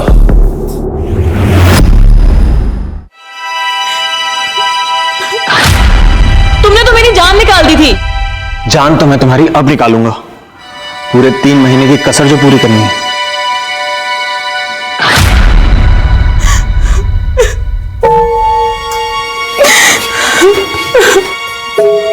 भाभी, खाना खा लीजिए भाभी। अरे ऐसा कब तक चलता रहेगा?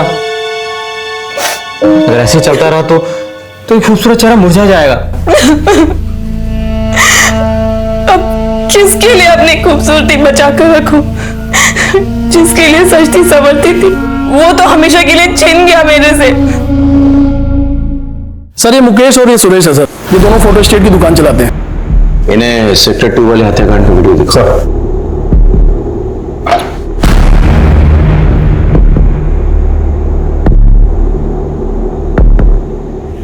इस बाइक को पहचानते हो? जी, ये तो मेरी बाइक है और हेलमेट भी मेरा ही है। और हेलमेट के अंदर सर मैं नहीं हूँ। तुम नहीं हो तो फिर तुम हो? नहीं सर, भगवान कसम मुझे तो बाइक चलानी भी नहीं आती सर। तो फिर कौन है? तो ये है ना? नहीं साहब, मुझे स्लिप डिस्क है, बाइक चलाने से दर्द बढ़ता है और सुरेश को तो बाइक चलाना आता ही नहीं, तो मैंने बाइक अपने दोस्त को दी थी। अच्छा, तो तुम्हारे गैंग में एक और मेंबर है? हमारी कोई गैंग नहीं है सर। अच्छा चल, कोई गैंग नहीं है, दोस्त है। कौन है दोस्त? रोहित। तो रोहित ने गोली चलाई?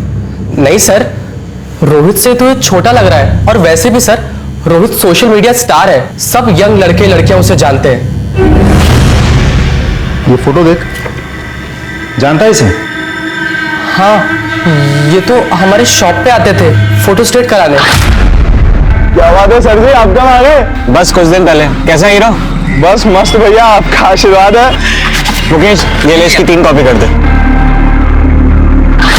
इस नामचीन गैंगस्टर को जानते हो तुम? दोस्ती है तुम्हारी? नामचीन गैंगस्टर? नहीं सर, ये तो विवेक भैया है, ये तो बड़े शरीफ आदमी थे। इस शरीफ आदमी से तुम्हारी पहचान किसने करवाई? सर रोहित ने मिलवाया था। रोहित कहाँ पे? नहीं पता सर। सर मैं फोन करता हूँ। स्पीकर पे डाल। जी sir. The number you are trying to call is currently switched off. Please try again later. दोनों को बिठा के रखो और रोहित का पता नहीं। धीरज, मैंने तुझे जो घोड़ा दिया था ना, अब उसका इस्तेमाल करने का वक्त आ गया है। ये दोनों मेरे आदमी हैं, दीपक, सपरू। ये तेरे साथ जाएंगे तेरा जिगरा देखने के लिए। जी भैया। और उसका सेक्टर 2 हत्याकांड में सर जिस बाइक का इस्तेमाल हुआ था, वो बाइक गोल्ड मंदिर के पीछे एक दुकान है उसके सामने से मिल गई है। ये उस दुकान की सीसीटीवी फुटेज है सर।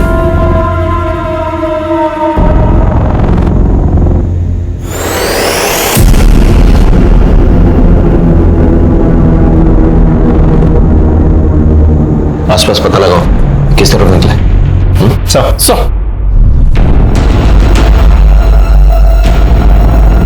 सुनिए जरा, इस आदमी को देखा है?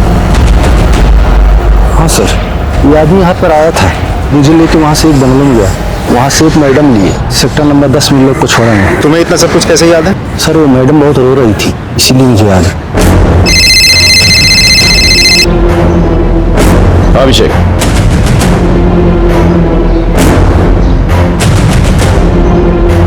अच्छा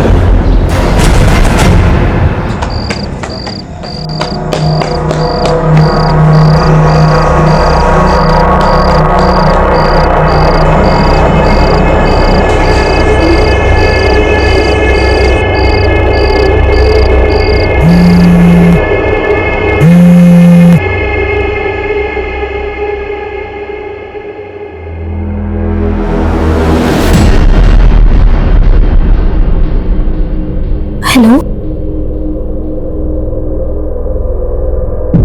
ओके ओके, नो प्रॉब्लम, मैं अभी आती हूँ। हाँ हेलो अंकल, वो आपकी दुकान पे ना मेरी पर्स रह गई है, घर की चाबी भी उसी में है।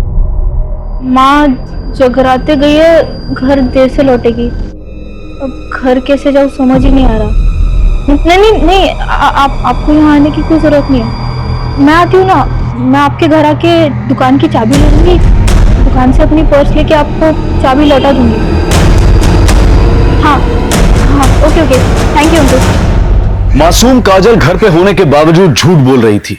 क्या वो इस केस से जुड़ी किसी बात को छुपा रही थी या किसी नए अपराध का खुद शिकार बन रही थी?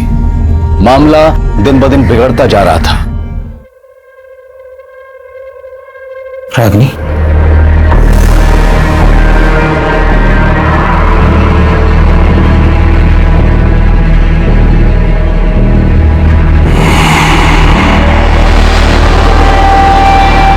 काजल कितने सारे मिसकॉल्स?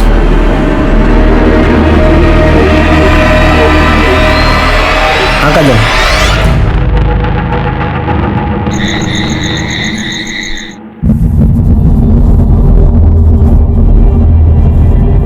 विवेक की पत्नी हो ना?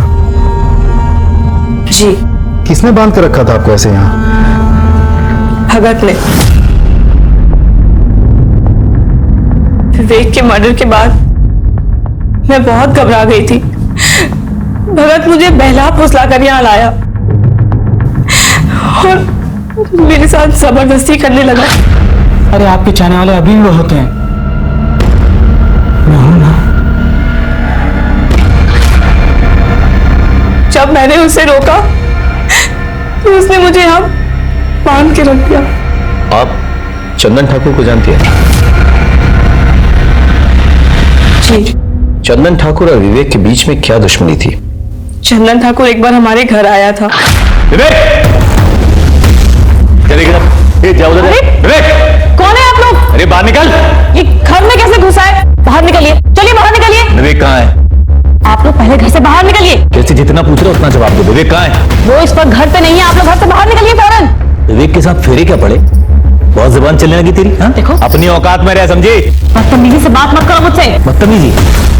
ये ले, क्या करेंगे बोल? बदतमीजी मत करो मुझसे। बदतमीजी तो अब बताता हूँ तुझे क्या होती है। इसे कहते हैं बदतमीजी, समझी? और विवेक आया तो कह देना कि तेरे तो कपड़े फाड़े हैं ना, उसे पूरा चीर दूंगा, समझी? जब मैंने विवेक को सारी बातें बताई तो विवेक चंदन पे बहुत गुस्सा हुए थे। चंदन ठाकुर ने तेरे साथ बदतमीजी की है ना, उसे मैं तेरे सामने घसीट कर लेकर आऊंगा। तेरे पैरों पे गिर के वो नाक रगड़ के माफी मांगेगा। विवेक मुझसे बहुत प्यार करते थे। वो तो बस यही चाहते थे कि चंदन को मेरे सामने लेकर आए। चिंता मत करो, चंदन का मर्डर करके मैं एक और गैंगवार नहीं शुरू करूंगा, लेकिन उसको उसके किए की सजा मिलनी चाहिए, तभी मेरे मन को शांति मिलेगी। तुम सच कह रहे हो ना? तुम्हारी कसम। I'm pregnant। क्या? ये बात तुमने मुझे पहले क्यों नहीं बताया? मैं बस यूं गया और यूं आया। तुम फिक्र मत करो, चंदन ठाकुर पहले तुमसे माफी मांगेगा, फिर हम सेलिब्रेट करेंगे।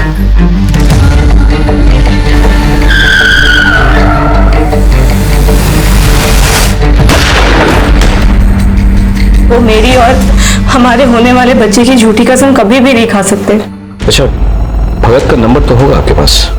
हाँ सर, पर भगत ने अपना और मेरा फोन और सिम दोनों ही डिस्ट्रॉय कर दिया विवेक के मर्डर के बाद। विवेक चंदन को नहीं मारना चाहता था। विवेक ने हवा में फायर किया, करेक्ट? लेकिन विवेक को गोली लगी। गोली किसने लगाई? हमारे पेट्रोलिंग कांस्टेबल। फिर ये दूसरा बंदा है और उसके बाद ये विवेक को यहां से लेके जाने की कोशिश कर रहा था, लेकिन भगत ने आगे इसके कान में कुछ फुसफुसाया। पता नहीं क्या कहा, शायद ये कहा कि विवेक मर चुका है, लेट्स एस्केप। जो भी है, कुछ गड़बड़ है, समझ रहे? इस कांस्टेबल से बात करनी होगी और भगत का पता लगाना होगा, क्योंकि वो जानता है कि ये बंदा। सर, एक इंफॉर्मेशन मिली है सर। रोहित ने अपना फोन थोड़ी देर के लिए स्विच ऑन करके किसी काजल नाम की लड़की को फोन किया और उसके बाद से उसका मोबाइल स्विच ऑफ हो गया। कहाँ रहती है काजल? रोहित तो सोशल मीडिया स्टार है। Hey, hi fam, this is your Rohit and today we are going to perform bench press. ये भाई कम ऑन। आइडल है वो मेरा। हम लोग साथ में वीडियो भी बनाने वाले थे। हम एक वीडियो साथ में बनाएंगे। उसका कॉल आया था मुझे, कह रहा था कि गलती से किसी रसूख वाले का वीडियो बना लिया उसने और वो लोग उसके पीछे पड़े हैं, तो एक रात के लिए छुपने की जगह चाहिए थी उसे, तो मैंने उसे अपने अंकल की दुकान पर छुपा दिया।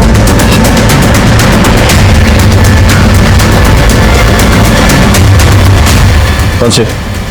कोई दुकान है? शटर खोलो।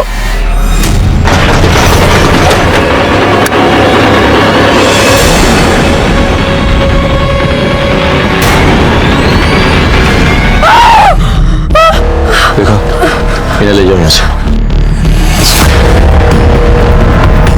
बहुत बेरहमी से मारा है। केस तो उलझ गया अभिषेक। बॉडी पोस्टमार्टम के लिए भेजो और सारे एविडेंसेस कलेक्ट करो। सोशल मीडिया स्टार रोहित की हत्या से चारों तरफ सनसनी फैल गई। डरे सहमे शहर में मानो आतंक फैल गया। सड़क पर हुए हत्याकांड की तहकीकात चल ही रही थी कि उसी केस से जुड़ी रोहित की हत्या ने इस पेचीदा केस को और भी उलझा दिया। किसी की जान लेने के लिए एक गोली भी काफी होती है, लेकिन जब गोलियों की बौछार करके किसी की हत्या की जाए तो इसका मतलब होता है कि मारने वाला या तो कुछ साबित करना चाहता है या फिर वो अपनी गहरी नफरत का इजहार कर रहा है। इस केस में वाकई हुआ क्या था, आइए देखते हैं। सर सेक्टर 2 शूटआउट में भगत शामिल था। रागिनी को बंधक भी भगत नहीं बनाया था। सर मुझे तो लगता है रोहित का मर्डर भी भगत नहीं किया होगा। भगत क्यों रोहित को मारना चाहेगा? सर भगत रोहित की बाइक लेके गया था। मेरी बाइक ले जाओ ना, हेलमेट भी है उस पे, ये लो चाबी। तो हो सकता है रोहित के पास भगत के बारे में कुछ ज्यादा जानकारी थी जो आगे चल के भगत के लिए खतरनाक साबित हो सकता था। भगत वैसे भी हमसे भाग ही रहा था, हमारे रडार पे था वो। हम कैसे भी करके अगर रोहित तक पहुंच जाते तो शायद रोहित भगत के बारे में सारी जानकारी हमें दे देता और भगत का गेम ओवर हो जाता। अच्छा, ये सेक्टर 2 शूटआउट में जो कांस्टेबल इन्वॉल्व था वो कब आ रहा मिलने? सर वो कल सुबह पुलिस स्टेशन आ रहा। सर चंदन ठाकुर ने मुझे 2 लाख रुपए देने का वादा किया कि जब विवेक उसे किडनैप करने आएगा तो मैं उसे मार दूं। और सर जब वो विवेक उसे किडनैप करने आया उसने पहले हवा में फायर किया और मैंने मौका पाते ही विवेक पे गोलियां दाग दी और ऑन द स्पॉट मर गया। मगर ये मदन गड़बड़ कर गया, इसने डर के मारे चंदन पे गोलियां चला दी सर, और वो भी वहीं मर गया। ये मेरे पैसे तो नहीं मिले सर, अब मेरी नौकरी भी जाएगी सर। प्लीज सर, गलती होगी सर। क्या इस प्लान में विवेक की पत्नी शामिल थी? और इसका लीजिए sir, please sir, forgive me sir. Ragini ji, जब भगत आपको यहाँ से ले गया और बंधक बना के रखा, तब उसकी बातों या चाल से आपको कुछ अंदाजा हुआ कि वो कहाँ जाने वाला था, किससे मिलने वाला था, क्या करने वाला था? जी नहीं। याद कीजिए रागिनी जी, प्लीज। जाने से पहले आखिरी बार उसने आपसे क्या कहा था? यही कि मैं 2 पैक मार कर आता हूं, फिर तुझसे प्यार करता हूं जी भर के। सर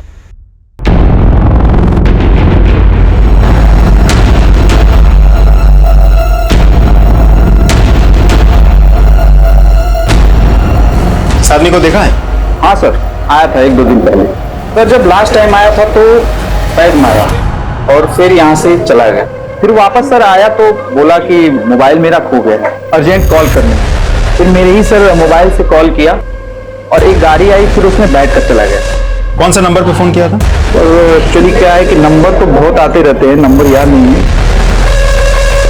ध्यान से देखिए, क्या पता नंबर मिल जाए। तो सॉरी, डिलीट हो गया सर। कोई बात नहीं, मुझे आपका नंबर मिल सकता है? Sure sir. Hello, sub inspector Abhishek Tripathi बोल रहा हूँ। मैं आपको एक नंबर भेज रहा हूँ, उस नंबर के पिछले 1 हफ्ते की कॉल डिटेल्स चाहिए मुझे। सर, बार मैनेजर की कॉल रिकॉर्ड्स आ गई है। भगत ने उसके नंबर से जिस नंबर पर कॉल किया था वो नंबर किसी मनोज शास्त्री के नाम पर रजिस्टर्ड है। मनोज शास्त्री? सर, ये नंबर आपका है? जी सर, ये नंबर मेरे नाम पे है पर मेरे पास नहीं है। तो फिर किसके पास है? दरअसल वो नंबर मैंने अपने बड़े भाई को दिया है। बड़े भाई? कौन बड़े भाई?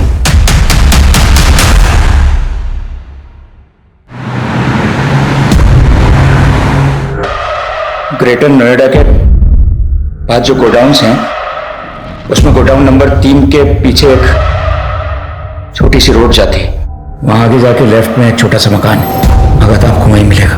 और वो तीसरा आदमी मदन? उसे भी मैंने वहीं भेजा है, भगत के पास।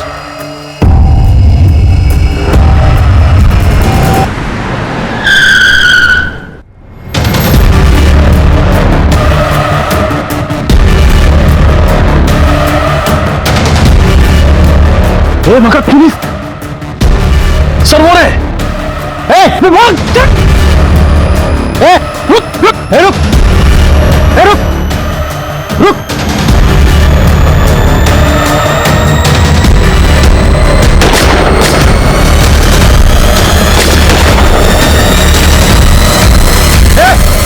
रुक जा।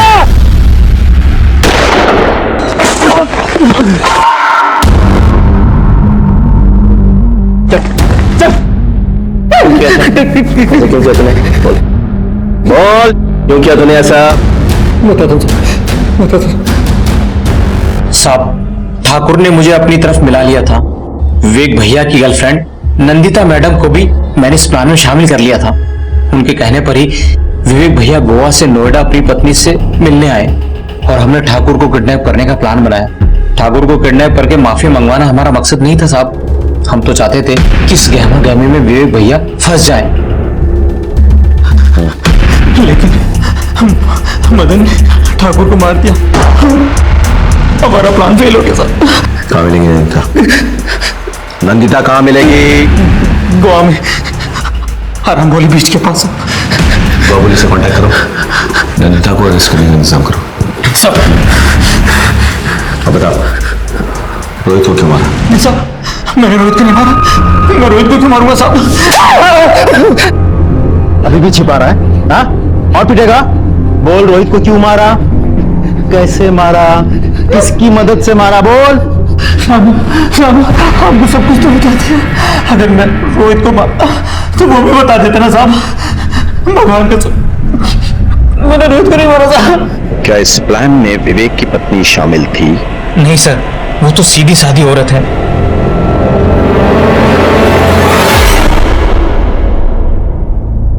मुझे तो लगा था कि विवेक सिर्फ मुझसे प्यार करते हैं, लेकिन वो,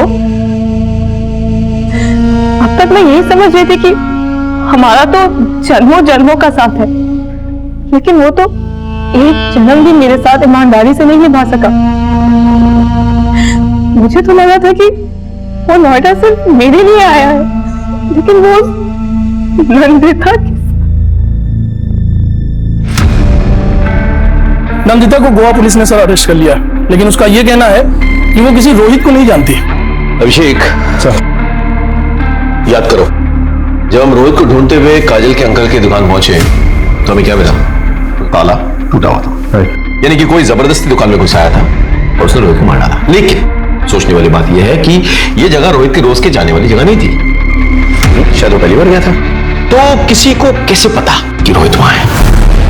इंपॉर्टेंट पॉइंट, ये सोचो कि काजल के अलावा और कौन जानता था कि रोहित उस दुकान में छिपा हुआ है? रोहित दुकान में छिपा हुआ था, ये बात तुम्हारे अलावा और किसी को पता था? नहीं सर। आयशा, अच्छे से याद करके बताओ, शायद तुमने किसी और को बताया हो। नहीं सर। हाँ, मैंने ये बात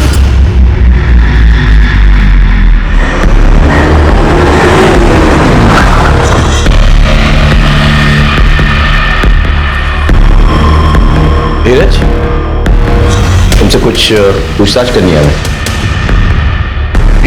काजल,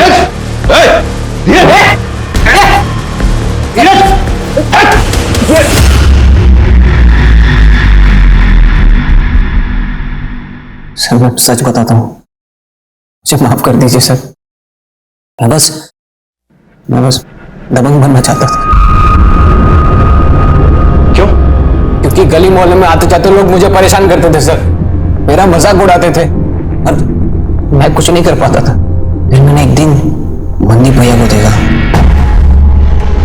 लोगों ने सलाम दुआ कर रहे थे, उनके पैर छू रहे थे। मैंने सोचा मुझे भी ऐसी इज्जत चाहिए, इसलिए मैंने उनसे दोस्ती कर ली। अपनी काबिलियत और मर्दानगी साबित करने के लिए उन्होंने मुझे रोहित को मारने का काम दिया। इसे जानता है? नहीं भैया। इसे मारना है, इसे ढूंढ और जैसे ही दिखे मुझे खबर कर। इत्तेफाक से रोहित को मेरी गर्लफ्रेंड काजल ने उसके अंकल की दुकान पर छुपा कर रखा था। धीरज, पता है आज क्या हुआ?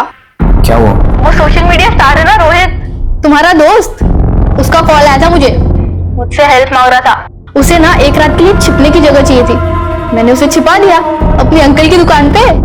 मैं गया वहां पे, मैंने दुकान का ताला तोड़ दिया। धीरज तू? सर मुझे माफ कर दीजिए सर, सर मुझे माफ कर दीजिए।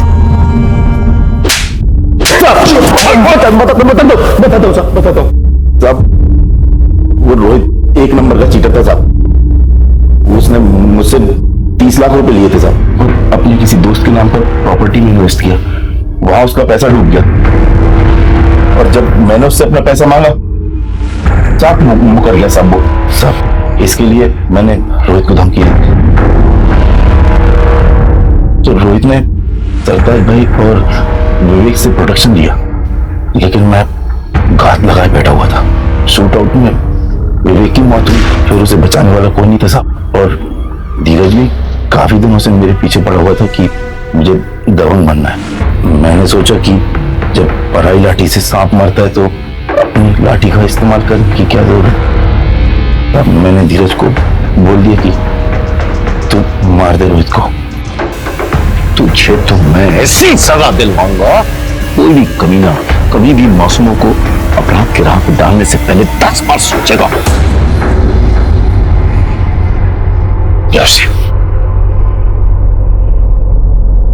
आमतौर पर आपराधिक जीवन की शुरुआत कच्ची उम्र में होती है। फिल्मों और दूसरे माध्यमों में जिस तरह से दबंग, डॉन्स और गैंगस्टर्स को ग्लैमरस रूप में परोसा जाता है, उसका गहरा असर कच्ची उम्र के बच्चों पर पड़ता है। धीरज के साथ भी यही हुआ था। काश उसकी मां अपने लाडले की चाल ढाल में आए बदलाव को समझकर उसे रोक पाती, तो आज धीरज गुनहगार नहीं बनता। वहीं दूसरी तरफ सोशल मीडिया स्टार रोहित ने पहले तो पेशेवर अपराधियों से 30 लाख रुपए लिए, और जब उसे लौटाने का मौका आया तो उसने एक दूसरे बड़े डॉन से लेनदारों के खिलाफ प्रोटेक्शन ले लिया, बिना ये सोचे समझे कि ये गैंगस्टर्स और ये सो कॉल्ड डॉन्स जब खुद अपने आप को हमेशा के लिए कानून से नहीं बचाकर रख सकते हैं तो किसी और की सुरक्षा क्या करेंगे। और अंत में वही हुआ। रोहित, धीरज और मनदीप के गुंडों की गोलियों का निशाना बना। अपने घरों में अपने बच्चों की संगत पर नजर रखें, उनके चाल चलन में आ रहे बदलाव को अनदेखा ना करें, और अपने घर में, अपने समाज में ऐसा वातावरण बनाएं कि इनकी अगली पीढ़ी के आदर्श वाकई में आदर्श व्यक्ति हो। अब मैं अनूप सोनी आपसे विदा लेता हूं। फिर मुलाकात होगी क्राइम पेट्रोल सतर्क के ब्लैक हेडलाइंस अध्याय में एक और नए केस के साथ। और याद रखें, क्राइम और आपके बीच में सिर्फ इतना फर्क है कि आप कितने सतर्क हैं। सतर्क रहें, सुरक्षित रहें। जय हिंद। इस तरह के और भी एपिसोड देखने के लिए हमारे चैनल को सब्सक्राइब करें और बेल आइकन दबाना ना भूलें।